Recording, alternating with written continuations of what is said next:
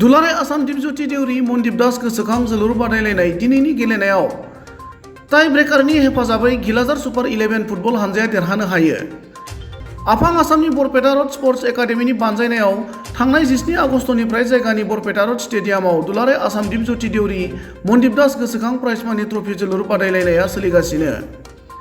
दिनै चिरां जिल्ला सिंनि बिजनीनि फेरेंगा एफसी आरो तामुलपुर जिल्ला सिंनि नाग्रिजुलिनि घिलाजार सुपार 11 फुटबल हानजानि गेजेराव जोलुर बादायलायनाय जालाङो। मोन्नैबो हानजानि गेलेगिरिफोरा गोख्रों गेलेनायनि गेजेरजों जोबोद नारा-नाथायै गल सोनो नाजादोंमोनब्लाबो थि समाव मोन्नैबो हानजाया गल सोनो हायाखैमोन।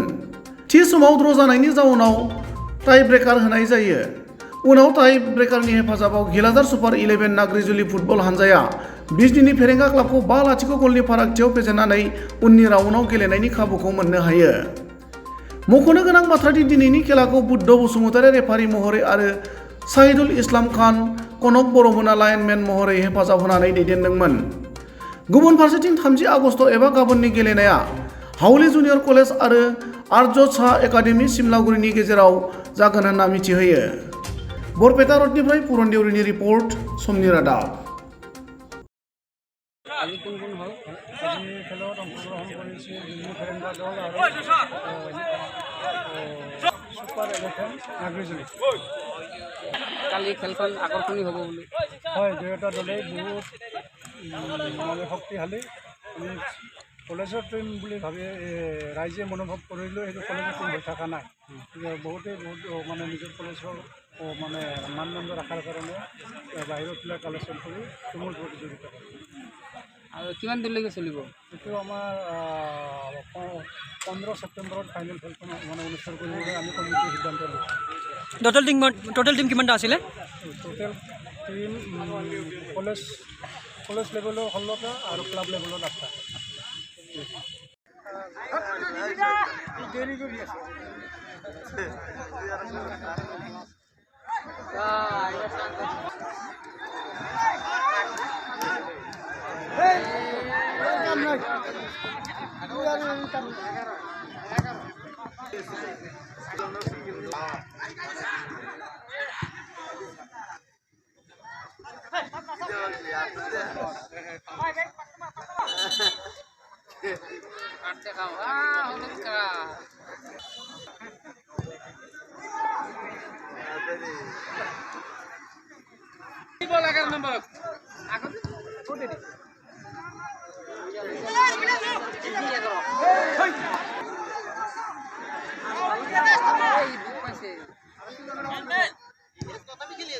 আরে লাস্ট টাইম